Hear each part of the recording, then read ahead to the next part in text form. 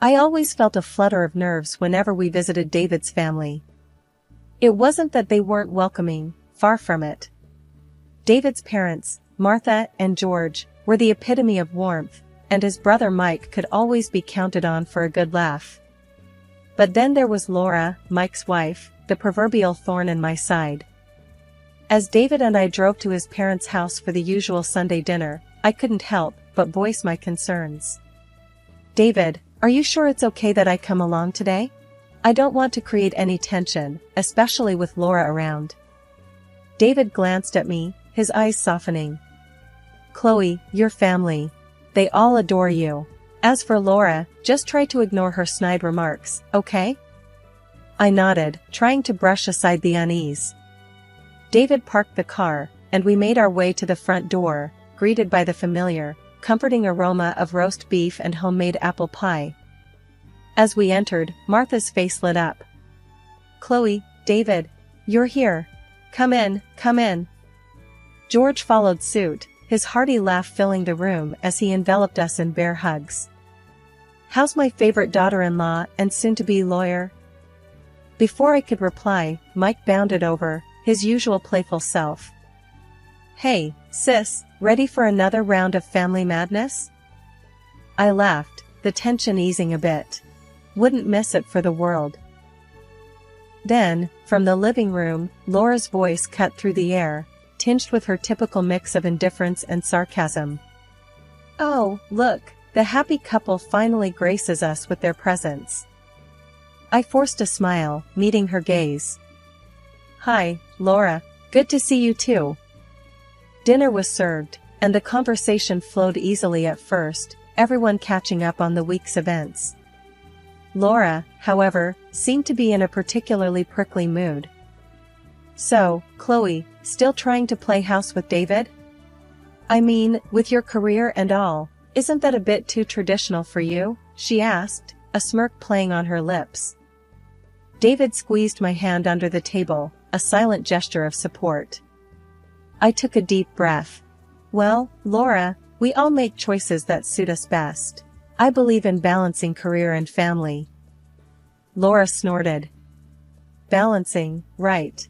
As if having kids doesn't totally derail your life." Mike, trying to diffuse the tension, chimed in with a chuckle. "Oh, come on, Laura, a little niece or nephew would be a joy, wouldn't it?" Laura rolled her eyes dramatically. "Joy? More like a lifetime of hassle. But hey, if Chloe wants to pop out a few kids and live the suburban dream, who am I to judge?" I could feel the temperature in the room drop a few degrees. George, ever the peacemaker, attempted to steer the conversation elsewhere. "So, David, how's that new project going at work? You were telling me about it last week." David launched into a description of his latest venture, but I could barely focus.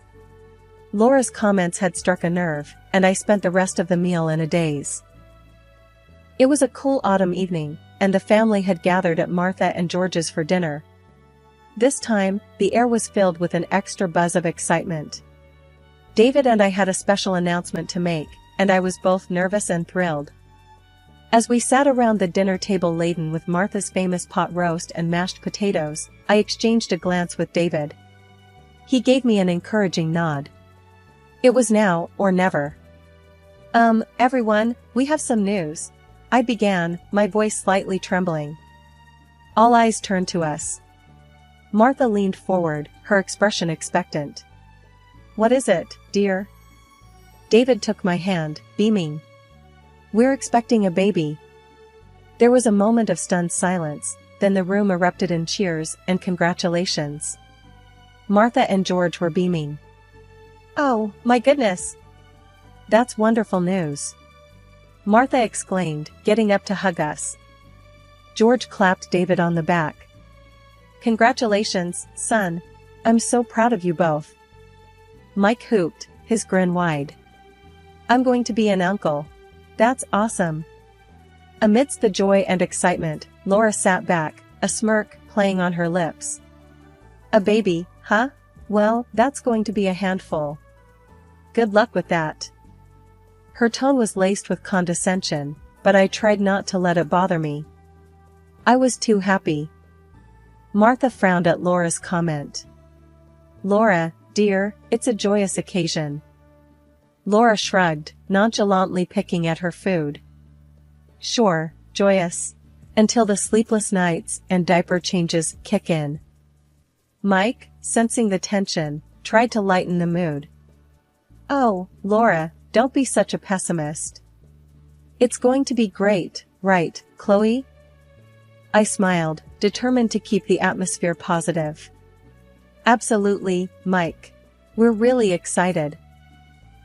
The conversation eventually moved on, but Laura's words lingered in my mind. I couldn't help but feel a twinge of apprehension amidst my happiness. As the evening wound down, George raised his glass for a toast. To David and Chloe, and the new addition to our family. Glasses clinked, and everyone echoed, to David and Chloe. These words warmed my heart. Despite Laura's attitude, our joy couldn't be dampened. This was the beginning of a new chapter in our lives, and nothing was going to take that away from us. The excitement of our announcement soon gave way to the harsh realities of pregnancy. My mornings, afternoons, and evenings became a nauseating roller coaster. I could hardly keep anything down, and even the smell of my once favorite foods made my stomach churn. During one of these tough days, David and I were at his parents' for dinner again. I was trying to nibble on some toast, my only safe food these days. David was rubbing my back, trying to comfort me. Chloe, you sure you don't want to try some soup? Mom made it just how you like it, David suggested gently. I shook my head weakly. No, thanks, David. Just the smell is making me queasy. Martha looked at me with concern. Poor dear, this pregnancy seems to be really taking a toll on you. Laura, who had been watching with a disinterested look, chimed in with her usual lack of empathy.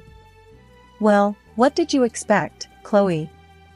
Pregnancy isn't a walk in the park. You wanted a baby, so now deal with it. I clenched my jaw, trying to maintain my composure. David's expression hardened. Laura, that's enough. Can't you see she's struggling? Laura rolled her eyes. Oh please, David. I'm just stating the facts. She should have thought about this before. George, trying to defuse the situation, interjected. Laura, let's keep the dinner pleasant, please. Mike, who had been silent, finally spoke up, his tone a mix of annoyance and concern. Laura, can't you just lay off for once? Chloe's doing her best. Laura scoffed, pushing her chair back. I'm just being realistic. You all are just babying her. In my opinion, she's just overreacting. It's just a little morning sickness. I felt a tear slip down my cheek, the stress and hormones getting the better of me. David stood up, his chair scraping back loudly. That's it. We're leaving. Chloe doesn't need this right now. As David helped me up, Martha came over, her eyes filled with apology. I'm so sorry, Chloe. Don't mind Laura, dear. We said our goodbyes quickly, and I couldn't help but feel a mix of relief and sadness as we left. The car ride home was quiet, the tension from dinner lingering in the air. As we drove home, I couldn't shake off Laura's words. They echoed in my mind, amplifying my fears and insecurities. But deep down, I knew I had to stay strong, for the sake of our baby. The day finally arrived when David and I welcomed our son, Ethan, into the world. It was a moment of pure joy, overshadowing all the hardships of the past months. We decided to introduce Ethan to the family at Martha and George's place, a neutral ground where everyone could share our happiness. As we entered the house, Ethan cradled in my arms, the family's reactions were everything I hoped for. Martha's eyes lit up, and George's broad smile was like a beacon of warmth. Mike was practically bouncing with excitement. Oh, my stars, he's just perfect. Martha cooed, gently touching Ethan's tiny hand. George leaned in, his voice gentle. Welcome to the world, little fella. Mike was next, his voice full of awe. Hey there, little guy, I'm your Uncle Mike. Ready to cause some trouble together? Their reactions filled my heart to the brim. But then, there was Laura. She hung back, a sour expression on her face. When she finally approached, her words were like a cold splash of water. Well, that's a baby, all right. Kinda looks a bit weird, though. All red and wrinkly. The room went silent. Martha's face turned into a frown, and George's eyes narrowed. David's arm instinctively tightened around me. Excuse me? Martha said, her tone icy. What did you just say about my grandson? Laura shrugged, her voice dripping with disdain. I'm just saying, he's not exactly cute, is he? Looks kind of scary to me. I felt a sting at her words, and David stepped in, his voice tight. That's enough, Laura. If you can't say anything nice, don't say anything at all. Mike looked at Laura, disbelief written all over his face. Laura, what's wrong with you? That's your nephew. Laura rolled her eyes. Oh, please. Everyone's thinking it, I'm just the only one saying it. Martha stepped closer to Laura, her eyes flashing. Your behavior is disgusting, Laura. If you can't be happy for Chloe and David, maybe you should leave. Laura scoffed, crossing her arms. Fine. If I'm not welcome, then I'll go. But don't expect me to fawn over a baby like everyone else. With that, she stormed out of the house, leaving a trail of shock and discomfort behind her. The joyous atmosphere had been tainted, and I couldn't help but feel a pang of sadness. A few months had passed since Ethan's introduction to the family, and things had been relatively calm. David and I were adjusting to parenthood, albeit with the usual sleepless nights and endless diaper changes. That sense of normalcy was shattered one afternoon when Laura unexpectedly showed up at our doorstep. I opened the door to find her standing there, an odd, frantic look in her eyes. Laura? What are you doing here? I asked, surprised. Chloe, I need a favor, a big one. She blurted out, her voice tinged with desperation. I was wary but curious. Okay, what is it? She took a deep breath, her eyes darting around. I need to borrow Ethan. Just for a little while. I stared at her, dumbfounded. Borrow Ethan? What on earth for? She began pacing, speaking rapidly. It's my grandmother, see? She's old, doesn't have much time left. She told me she's leaving most of her estate to the first grandchild who has a baby. I thought maybe I could pass Ethan off as mine. I couldn't believe what I was hearing. You want to pretend my son is yours? Are you insane? Laura stopped pacing, turning to face me. It's just for a day, Chloe. My grandmother's not all there anymore. She won't know the difference. Anger bubbled up inside me. You want to deceive your dying grandmother with my child? That's sick, Laura. She clenched her fists, her voice rising. You don't understand, Chloe. This could change my life. It's a lot of money we're talking about. I shook my head, disbelief and anger mingling. I don't care how much money it is. I'm not going to help you lie, especially not with my baby. Laura's face contorted with frustration. You're being selfish, Chloe. You have no idea what I'm going through. I stood my ground, my voice firm. And you have no idea what being a mother means. The answer is no, Laura. Now, I think you should leave. She glared at me, her body tense. You're going to regret this, Chloe. You just wait and see. With that, Laura stormed off, leaving me standing there, shocked and shaking. I closed the door slowly, my mind racing. The audacity of her request was beyond comprehension. I knew then that Laura was capable of going to extreme lengths for her own benefit, and that realization chilled me to the bone. I called David immediately, recounting the bizarre encounter. He was just as shocked and angry as I was. "She's lost it, Chloe. Just stay away from her, okay? I don't want her anywhere near you or Ethan." I nodded, even though he couldn't see me. "I will. It's too much." After hanging up, I went to check on Ethan, sleeping peacefully in his crib, blissfully unaware of the insanity of the world around him. I promised myself then and there that I would protect him from any harm, no matter what. Laura's bizarre request had opened my eyes to the lengths she would go to, and I knew I had to be vigilant. It was a sunny Tuesday afternoon, and Ethan was taking his nap in his nursery upstairs. I was in the kitchen, trying to catch up on some chores, when the doorbell rang. It was a courier with a delivery of baby supplies I had ordered online. The exchange took less than a minute. But when I returned inside and headed upstairs to check on Ethan, my heart dropped to my stomach. The crib was empty. Ethan was gone. Panic surged through me. "Ethan! Ethan!" I called out, my voice trembling as I frantically searched the room. There was no response, no sign of him anywhere. My mind raced with horrifying possibilities. I grabbed my phone, my hands shaking, and dialed David's number. "David, Ethan's gone. He's not in his crib, he's not anywhere." I cried out as soon as he answered. "What? What do you mean gone? Are you sure he's not somewhere in the house?" David's voice was laced with panic. "I've looked everywhere. He's not here, David. Someone took him." I was on the verge of hysteria. David's voice was firm, trying to stay calm for both of us. "Okay, Chloe, call the police right now.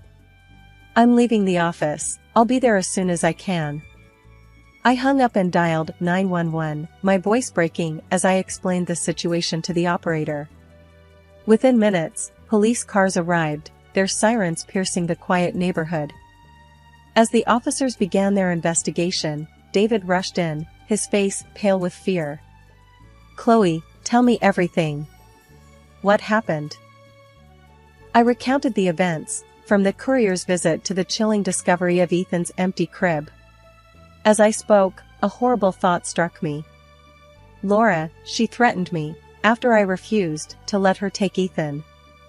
David's face hardened. "I'll kill her if she's done anything to him." The police overheard and immediately took note. "We need to know everything about this Laura. Address, description, everything," one of the officers said. As we provided Laura's details, Martha and George arrived, faces etched with worry. Martha embraced me, her own tears mingling with mine. Just then, Mike burst through the door, his eyes wild with worry. "What's going on? I heard Ethan's missing." Before we could answer, his phone rang.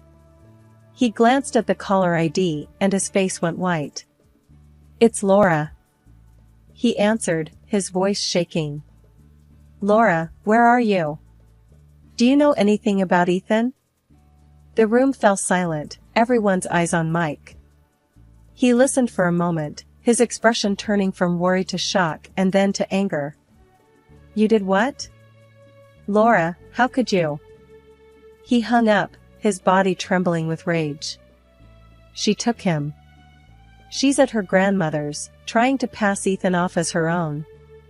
The police officers sprang into action, coordinating with their team to track Laura down.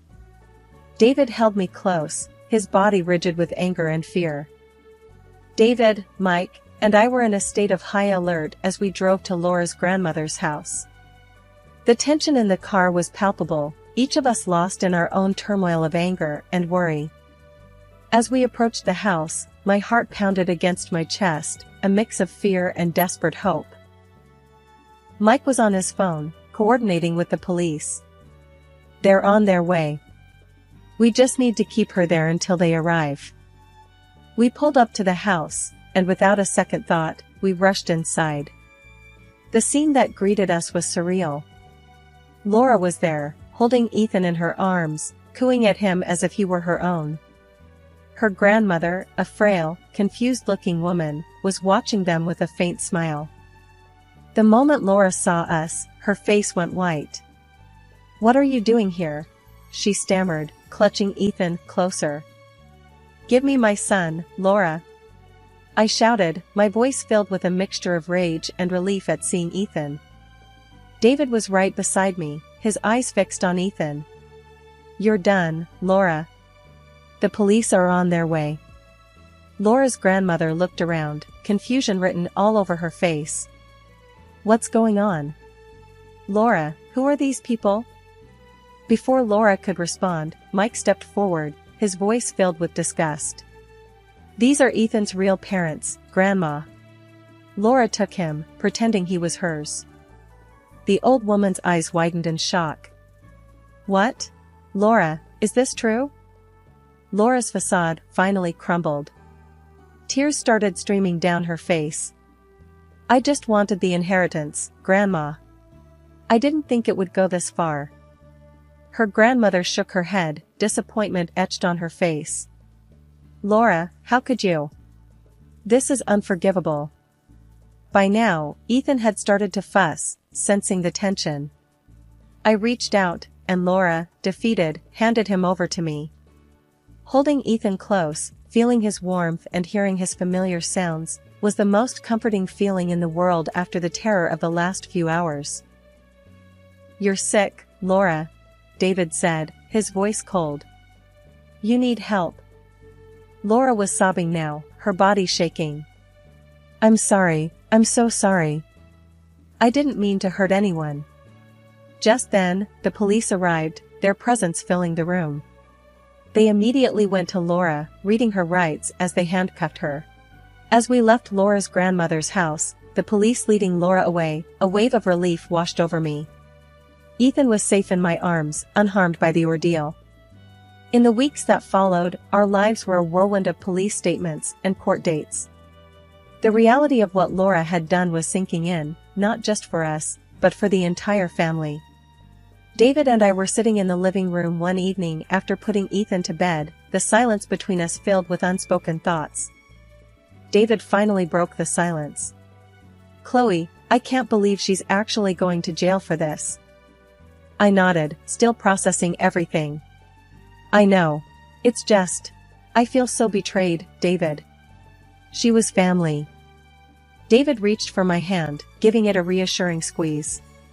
"She crossed a line, Chloe. What she did was unforgivable.